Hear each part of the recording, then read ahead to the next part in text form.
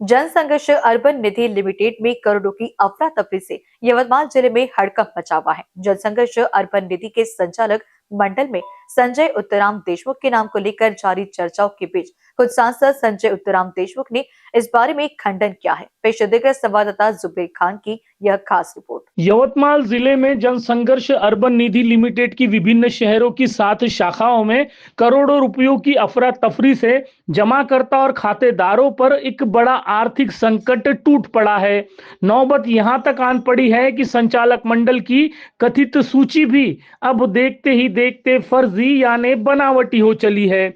जनसंघर्ष urban निधि limited company के प्रमुखों पर ठगे गए जमाकर्ता और खातेदारों के साथ ही विभिन्न शाखाओं के कथित संचालक मंडलों द्वारा और शाखाओं के कर्मचारियों द्वारा दिग्रस पुलिस थाने में शिकायतें दर्ज करने का दौर शुरू हो चुका है। पुलिस सूत्रों के अनुसार फिलहाल 7 में से 5 शाखाओं के 2327 जमाकर्ता यानी ठेवीदार और 5622 खातेदारों की कुल राशि की कीमत 37 करोड़ रुपए बताई गई है। गौरतलब है कि दिग्रस सहित पुसद, दारवा, नेर, आर्नी, मानोरा और कारंजा की शाखाओं में हजारों खातेदार और जमाकर्ताओं ने पाई पाई जोड़कर जनसंघर्ष निधि में भरोसे के साथ अपने मेहनत की पूंजी जमा की थी। इसका पहला कारण 12% कमीशन और साथ ही 5 साल में दुगनी राशि का दिया गया अनोखा छलावा था। हमारे मुताबिक दूसरा कारण भी काफी रोचक है। जनसंघर्ष अर्बन निधि लिमिटेड के सर्वेसर्वा प्रनीत मोरे ने बड़ी चालाकी से अपने इर्द गिर्द उद्योजकता, नेतागिरी और समाज सेवा से लबालब मोहमाया का ऐसा जाल बुना जिसमें दिग्रस सहित आसपास के शहर और परिसर के तालाब की कई छोटी मोटी मछलियां खुशी खुशी फंसती चली गई। और फंसती भी कैसे नहीं, जिस जाल से फांसा फेंका गया था उस जाल पर आकर्षक लालच की लुभावनी परतें जो चढ़ी हुई थी। इसके अलावा तीसरा कारण ये भी हो सकता है कि जनसंघर्ष अर्बन निधि लिमिटेड की विभिन्न शाखाओं में संचालक मंडल में शामिल विभिन्न शहरों की नामवर हस्तियों के नाम थे, जिनको देखकर खातेदार, जमाकर्ता या कथित निवेशक जनसंघर्ष अर्बन निधि लिमिटेड की विश्वसनीयता को लेकर आश्वस्त हो चुके थे। लेकिन जैसे ही जनसंघर्ष अर्बन निधि लिमिटेड में जमा करोड़ों रुपए की अफरा तफरी का कच्चा चिट्ठा उजागर हुआ तो अनेकों चर्चाएं शुरू हुई। जितने मुंह उतनी बातें होने लगी। संजय देशमुख का नाम संचालक मंडल में होने से परंतु लेकिन किंतु से भरपूर संभ्रम उत्पन्न हुआ, जिसके मद्देनजर खुद सांसद संजय देशमुख ने सामने आकर इस बात से न सिर्फ पर्दा उठाया बल्कि उनके कहने पर दिग्रस पुलिस में इस बाबत शिकायत भी सौंप दी गई ताकि किसी को कोई शको शुबा न रहे। नाही, संजय उत्तमराव देशमुख कोणी दुसरा असू शकते। माझा आणि त्या जनसंघर्ष अर्बन बँकेचा काही संबंध नाही। त्या ठिकाणी तो जो व्यक्ती आहे, आम्ही अनेक लोकांना सांगितलं की या बँकेत पैसे टाकू नका, पण लोक ते 12% व्याज देत असल्यामुळं लोकांचं आकर्षण झालं। ते माझ्याच गावाचे आहे, माझ्याच गावातली असल्यामुळं त्याची जाणीव संपूर्ण आहे। अनेक लोकांना आम्ही कल्पना दिल्या होत्या की या बँकेत पैसे ठेवू नका, परंतु लोक लालचीपोटी 12% व्याज मिळते म्हणून त्या ठिकाणी आहे जनसंघर्ष अर्बन बँकेचा आणि माझा काही अर्थानुअर्थ काही संबंध नाही। म्हणजे संचालक म्हणून जे नाव आहे ते तुमचं? नाही नाही नाही, ते संजय उत्तमराव देशमुख कोणी असू शकते। आता त्यांनी कोणाचं नाव टाकलं हे मला माहीत नाही। आता ते काय जे कंपनी रजिस्ट्रेशन ॲक्ट जो आहे, जे कंपनी त्यांनी रजिस्ट्रेशन केली त्याच्यातले मूळ लोक जे आहे तेच महत्त्वाचे लोक आहेत।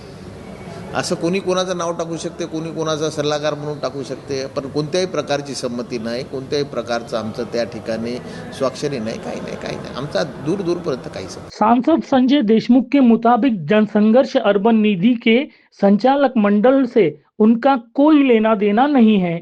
संजय उत्तमराव देशमुख नामक किसी अन्य व्यक्ति का वो नाम भी हो सकता है। साथ ही उनके मुताबिक उन्होंने लोगों को जनसंघर्ष अर्बन निधि लिमिटेड की शाखाओं में पैसा न जमा करने की हिदायतें भी दी थी।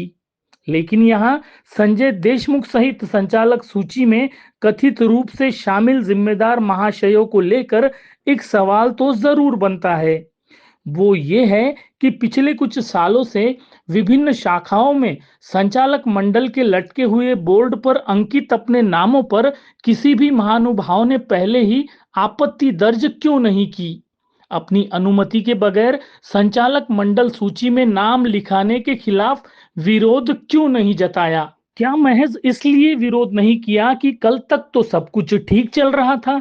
प्रणीत मोरे एंड कंपनी के नाम का डंका बज रहा था, चारों तरफ साहेब की हवा थी। लगता है कि उस हवा में शायद कईयों के होशो हवास गुम हो चुके थे। कुछ एक तो संचालक मंडल की सूची में शामिल अपने नाम को देखकर इतरा रहे होगे, मंद मंद मुस्कुरा भी रहे होगे, मन ही मन खुद को हाई प्रोफाइल व्यक्तित्व समझ रहे होगे। लेकिन जैसे ही जन संघर्ष की कश्ती गोते खाने लगी, तब एक एक करके चुपचाप कुछ लोग कश्ती से कूदने लगे। सूत्रों ने तो बताया कि जनसंघर्ष अर्बन निधि के ढलान की विकट स्थिति को भांपकर एक महाशय ने तो कमाल ही कर दी। उन्होंने तत्काल एक ब्रश और कलर का डिब्बा बुलाया और संचालक मंडल की सूची से अपना नाम ही मिटा दिया। बहरहाल बात चाहे जो भी हो, इस खबर का आशय किसी ज्ञात अज्ञात मान्यवर पर कटाक्ष करने से ज्यादा उनसे विनम्रता पूर्वक आग्रह करना है, और वो नैतिकता पूर्ण आग्रह ये है कि जनसंघर्ष अर्बन निधि में हुए आर्थिक गबन के खिलाफ सिर्फ शिकायत सौंपने की औपचारिक खानापूर्ति से काम नहीं चलेगा, बल्कि इस मामले की जांच पर टिके रहना होगा। इस मामले से जुड़े तथ्यों को पुलिस के संज्ञान में लाकर देना होगा। कानूनी प्रक्रिया के तहत आवश्यक हर मुमकिन प्रयास को आगे बढ़ाना होगा, ताकि जाने अनजाने में ठगी के शिकार हुए मेहनतकश गरीब सामान्य सहित सभी जमाकर्ता और खातेदारों को उनका पैसा मिल सके, उनके साथ न्याय हो सके और फरार हो चुके कथित साहेब मिस्टर नटवर लाल को कड़ी से कड़ी सजा हो सके। इन BCN न्यूज के लिए दिग्रस से जुबैर खान की रिपोर्ट।